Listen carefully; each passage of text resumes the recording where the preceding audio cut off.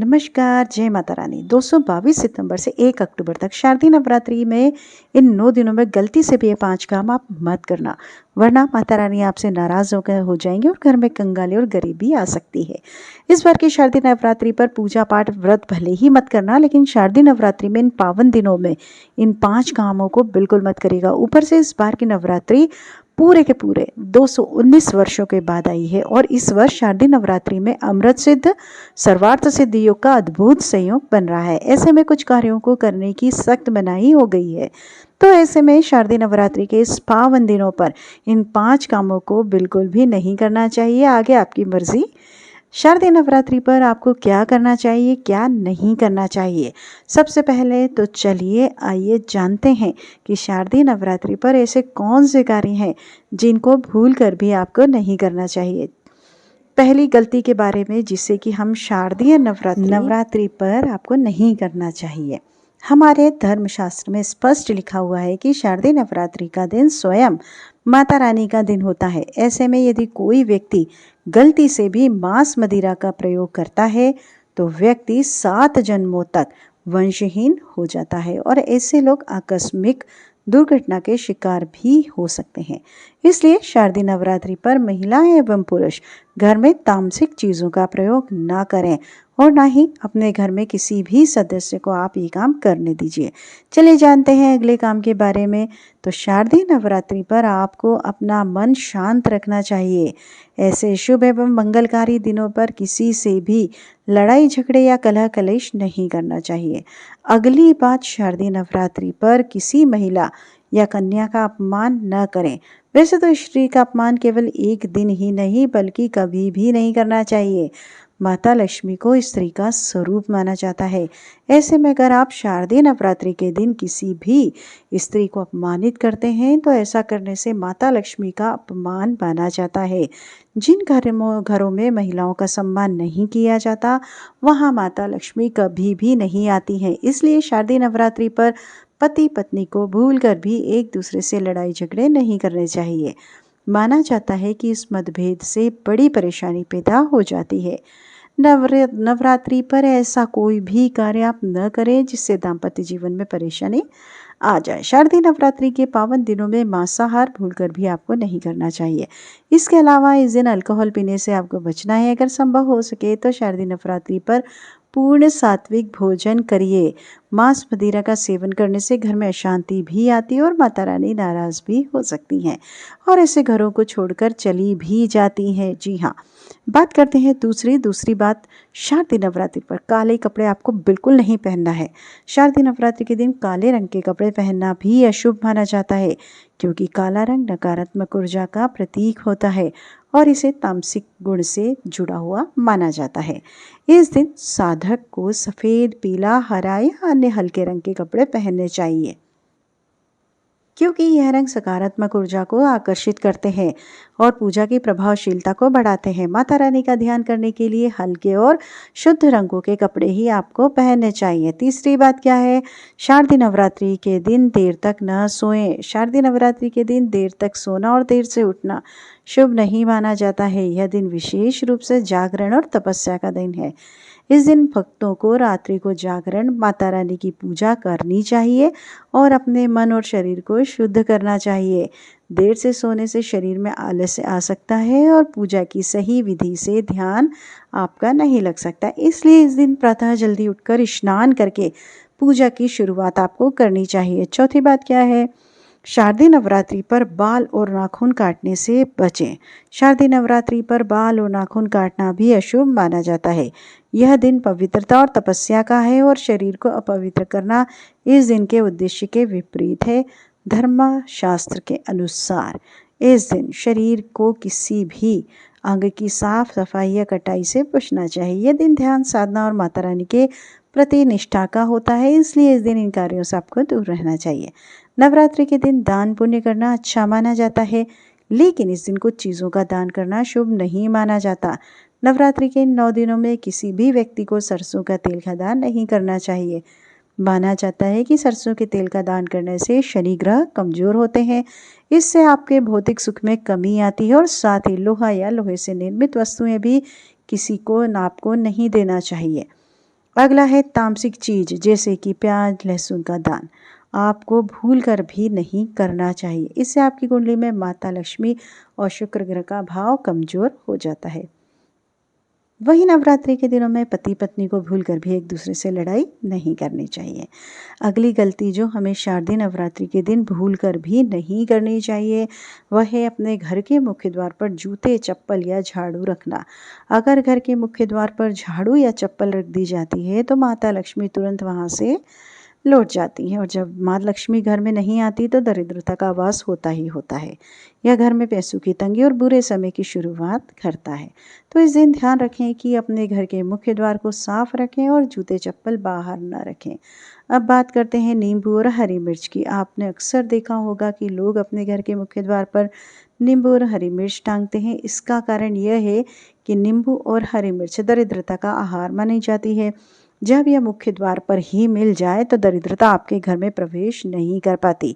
इसलिए शारदीय नवरात्रि के दिन यह प्रथा विशेष रूप से की जाती है ताकि घर में दरिद्रता न आए। एक और बात जो बहुत लोग पूछते हैं कि वह यह है कि घर में लक्ष्मी क्यों नहीं आती। तो देखिए, घर में महिलाओं का सम्मान न करने से लक्ष्मी का वास नहीं होता। अगर घर में महिला और बुजुर्गों का अपमान किया जाता है तो वहाँ भी लक्ष्मी माँ नहीं आती, क्योंकि महिलाएं खुद लक्ष्मी स्वरूप होती हैं। इसलिए शारदीय नवरात्रि के दिन और हमेशा महिलाओं का सम्मान आप करिए ही करिए। इसके साथ ही घर में कभी भी खंडित मूर्तियों की पूजा नहीं करनी चाहिए। बहुत लोग अपने मोह के कारण टूटी फूटी मूर्तियों की पूजा करने लगते हैं, लेकिन शास्त्रों के अनुसार जहाँ खंडित मूर्तियाँ होती हैं वहाँ देवी देवता का वास नहीं होता है। तो अगर घर में किसी भगवान की मूर्ति टूट गई है या फोटो फट गई हो तो उसे मिट्टी में दबा दें या नदी में प्रवाहित आप कर दीजिए। शारदीय नवरात्रि के दौरान शादीशुदा महिलाओं को या किसी भी महिलाओं को एकदम सफ़ेद रंग के कपड़े पहनकर पूजा पाठ नहीं करनी चाहिए। साथ ही इस एकदम काले रंग के कपड़े भी बिल्कुल आपको नहीं पहनना चाहिए। इससे पूजा व्रत आदि खंडित हो जाता है, क्योंकि रंग को शोक का प्रतीक माना गया है। अब बात करते हैं माता की चौकी जब आप लगाएं तो उसके नीचे कागज़ आपको नहीं लगाना चाहिए। माता की चौकी हमेशा लाल कपड़ा बिछाकर ही बनाना चाहिए। हमेशा याद रहिए, नवरात्रि के 9 दिनों तक व्रतधारी को अपना आसन चौकी के आगे ही लगाना चाहिए। और यदि आपने नवरात्रि में माता की चौकी स्थापित की भी है तो जब जवारे बोते हैं उसे नवरात्रि के दौरान अकेला नहीं छोड़ना चाहिए। ऐसा करना बहुत ही अशुभ माना जाता है। इससे दुर्गा माता नाराज़ हो जाती हैं और हमेशा के लिए चली जाती हैं। अब बात करते हैं दुर्गा माँ को नवरात्रि में कौन सी चीज़ें आपको चढ़ानी चाहिए और कौन सी चीज़ें भूल कर भी आपको नहीं चढ़ानी चाहिए। तो भक्तों, भूल कर भी माँ दुर्गा को यह चीज़ कभी आप अर्पित मत करिएगा, सारी ज़िंदगी बर्बाद रहेंगे। ज़िंदगी भर होने के अलावा कुछ नहीं बचता है, इसलिए ध्यान देना बेहद जरूरी। नंबर 1, नारियल। हिंदू धर्म में नारियल को सुख समृद्धि धन श्रद्धा और सम्मान का सूचक माना जाता है। नारियल को श्रीफल भी कहा जाता है। नारियल का हर मांगलिक कार्य में विशेष महत्व होता है। जैसे कि हम सभी जानते हैं कि दुर्गा माँ के कई मंदिरों में नारियल से बलि भी दी जाती है और दुर्गा माँ के पूजन में नारियल का इस्तेमाल हम सभी करते हैं। खासकर कलश की स्थापना नारियल रखकर ही पूजा की जाती है। दुर्गा माँ के पूजन में हम नारियल इस्तेमाल करते समय कुछ गलतियाँ कर बैठते हैं। नारियल कई प्रकार के होते हैं, एक हरा दूसरा सूखा जिसके अंदर पानी होता है। जिस नारियल के अंदर पानी होता है माता रानी के पूजन में सदैव पानी वाला नारियल और जटा वाला नारियल ही अर्पित करें। कलश स्थापन में साबुत नारियल होना चाहिए। नारियल झटका हुआ या टूटा हुआ नहीं होना चाहिए, क्योंकि साबुत नारियल ही पूर्ण और पवित्रता का प्रतीक होता है। साबुत नारियल ही सुख समृद्धि का प्रतीक होता है। साबुत नारियल को ही श्रीफल यानी कि माँ लक्ष्मी का फल भी कहा जाता है।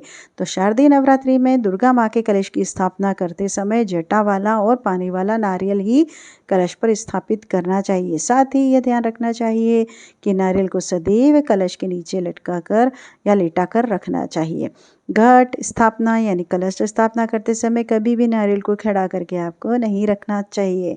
नारियल को सदैव लेटा कर ही कलश के ऊपर रखा जाता है। साथ ही नारियल को स्थापित करने से पहले आप नारियल को लाल कपड़े में लपेटकर आप नारियल को कलश के ऊपर स्थापित कर सकते हैं। शास्त्रों के अनुसार कलश के ऊपर जब सही तरीके से नारियल रखा जाता है और सही प्रकार का नारियल रखा जाता है तभी व्रत और पूजन का पूर्ण फल आपको प्राप्त होता है। यह भी ध्यान रखिए कि महिलाएं दुर्गा माँ को नारियल अर्पित करें कर तो सकती हैं, लेकिन कभी भी दुर्गा माँ के सामने नारियल को भूल कर भी ना तोड़ें, क्योंकि नारियल बीज रूप होता है, यानी कि नारियल के बीज होता है और स्त्रियां बीज रूप से ही शिशु को जन्म देती हैं। इसलिए कभी भी महिलाओं को नारियल नहीं तोड़ना चाहिए। इस बात का विशेष ध्यान दीजिए। नंबर 2 पर क्या है? लौंग। हम सभी दुर्गा माँ के पूजा में इस्तेमाल करते हैं, लेकिन लौंग का इस्तेमाल करते समय एक बहुत बड़ी गलती कर बैठते हैं। हमेशा ध्यान रखना चाहिए कि दुर्गा माँ को सदैव लौंग के साथ इलायची भी अर्पित करना चाहिए। लौंग के साथ घी चढ़ाने से दुर्गा माँ काफ़ी प्रसन्न होती हैं। नंबर 3 है तुलसी। जी हाँ, पत्ते जो हैं तुलसी के शारदीय नवरात्रि में माँ दुर्गा को तुलसी के पत्ते अर्पित नहीं करने चाहिए। माँ दुर्गा की पूजन में तुलसी पत्र का इस्तेमाल करना वर्जित माना जाता है। तुलसी पत्र के अलावा दुर्वा भी दुर्गा माँ को अर्पित नहीं करनी चाहिए। नवरात्रि में आप भगवान गणेश को दुर्वा अर्पित कर सकते हैं। आप भगवान विष्णु जी को तुलसी के पत्ते अवश्य अर्पित कर सकते हैं, लेकिन दुर्गा माँ को भूल कर भी तुलसी के पत्ते या दुर्वा अर्पित ना कीजिए। दुर्गा माँ को सफ़ेद फूल भी अर्पित ना कीजिए। दुर्गा माँ को सदैव लाल रंग के फूल अर्पित करने चाहिए। लाल रंग के फूल दुर्गा माँ को अति प्रिय हैं। दोस्तों, अब हम आपको बताने जा रहे हैं कुछ खास उपाय जो शारदीय नवरात्रि के दौरान पर आप कर सकते हैं और जो आपके जीवन को चमत्कारी बदलाव ला सकते हैं। 2025 में चल रही है शारदीय नवरात्रि को लेकर इस खास बात यह है कि नवरात्रि इस बार खास महत्व रखती है। शास्त्रों के अनुसार इस समय देवी दुर्गा की आराधना से आपके पाप समाप्त होते हैं और भगवान की कृपा भी, सुख समृद्धि और शांति का आशीर्वाद आपको प्राप्त होता है। इस दौरान किए गए कुछ खास उपाय आपके जीवन में अद्भुत बदलाव ला सकते हैं। चलिए अब हम आपको एक अद्भुत उपाय के बारे में बता ही देते हैं, जो यदि आप नवरात्रि के शुभ समय में करते हैं तो यह आपके जीवन में धन की वर्षा ला सकता है। यह उपाय खास पौधे की जड़ से जुड़ा हुआ है, जिसे शास्त्रों में धन को आकर्षित करने वाली जड़ माना जाता है। इस जड़ को अपने घर में रखना बेहद शुभ माना जाता है और यकीन मानिए कुछ ही दिनों में आपके जीवन में सकारात्मक बदलाव दिखाई देने लगेगा। आपके घर में खुशहाली आएगी और आपके बैंक बैलेंस में भी बढ़ोतरी होगी। महाकुंभ में आए हुए साधु संतों ने हमें इस पौधे की जड़ के बारे में और चमत्कारी गुणों के बारे में सब लोगों को बताया ही है। यह कोई साधारण जड़ नहीं है। शास्त्रों में से धन को अपनी ओर खींचने वाली शक्तिशाली जड़ बताया जाता है। कहा जाता है कि इस जड़ में स्वयं त्रिदेव ब्रह्मा, विष्णु और महेश का वास होता है। यह पौधा इतना प्रभावशाली माना जाता है कि उसकी जड़ में पूरे ब्रह्मांड की ऊर्जा समाई होती है। अगर आप इस बार शारदीय नवरात्रि के दौरान इस पौधे की जड़ को अपने पास रखते हैं तो यह आपके जीवन में गजब के बदलाव ला सकती है। बस ये एक जड़ आपको इस नवरात्रि में लाना होगा और उसके बाद आपको देवी का आशीर्वाद मिलना है।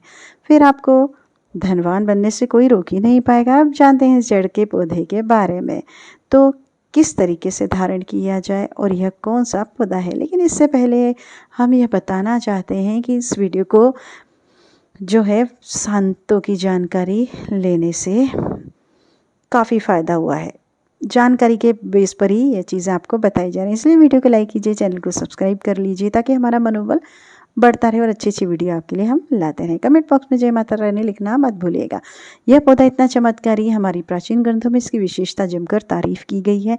पुराने समय में लोग इस जड़ की महिमा भली भांति परिचित होंगे ही होंगे। जो पुराने लोग हैं, जिसे उन्हें यह पौधा मिलता है, इसका सम्मान करते हुए तुरंत इसका सही उपयोग करते हैं। शास्त्रों के अनुसार अगर आप नवरात्रि के दौरान इस पौधे की जड़ को धारण करते हैं तो ये आपके पितरों का आशीर्वाद लेकर आएगा और आपके जीवन में सुख, समृद्धि और शांति का वास ही होगा। आप में से कई लोग इस पौधे को चिड़चिड़ाया अप्पा मार्ग के नाम से पहचानते होंगे। यह पौधा अपने आप में बहुत फायदेमंद माना गया है, खासकर लक्ष्मी प्राप्ति के लिए विशेष होता है। इसके तने, पत्ते, फल और जड़ में ब्रह्मा, विष्णु और महेश का वास होता है। अगर आपने सही तरीके से इस पौधे की जड़ का उपयोग किया तो यह निश्चित ही रूप से देवी दुर्गा की कृपा आपके ऊपर बरसाएगी। यह पौधा सामान्यतः आपके आसपास ही पाया जा सकता है और यह आपकी जीवन की समस्याओं को सुलझाने में बेहद प्रभावशाली माना भी जाता है। अब हम आपको इसके तने, पत्तों, बीज, फूल और जड़ के महत्व के बारे में भी पूरी जानकारी देंगे ताकि आप इसे सही तरीके से इस्तेमाल कर सकें और इसके चमत्कारी लाभ आप पा सकें। तो भक्तों, अब बात करते हैं, अगर आपने जीवन में परेशानियां हैं या धन की कमी आपको सामना करना पड़ रहा है तो उसे दूर किया जा सकता है। लेकिन सबसे पहले हम इसके बारे में बात करेंगे कि कैसे आप अपनी बीमारियों से छुटकारा भी पा सकते हैं। और हम पूरी तरह से सही कह रहे हैं, इस उपाय से कोई ना कोई तरीका आपके आसपास के लोग, खासकर आपके बुज़ुर्ग लोग ज़रूर जानते होंगे। वैसे इस पौधे का उपयोग कैसे किया जाता है यह भी अच्छी तरह से जानते होंगे। हम आपको ये पहले ही बता देते हैं कि इस पौधे में सभी देवताओं का वास होता है। अगर आप शनि की साढ़े साती से परेशान हैं तो यह पौधा जो है आपके लिए वरदान भी साबित हो सकता है, क्योंकि यह शनि के प्रभाव को भी कम करता है। अब बात करते हैं उस खास तांत्रिक प्रयोग के बारे में जो शारदीय नवरात्रि पर आपके जीवन को पूरी तरह से बदल कर रख देता है।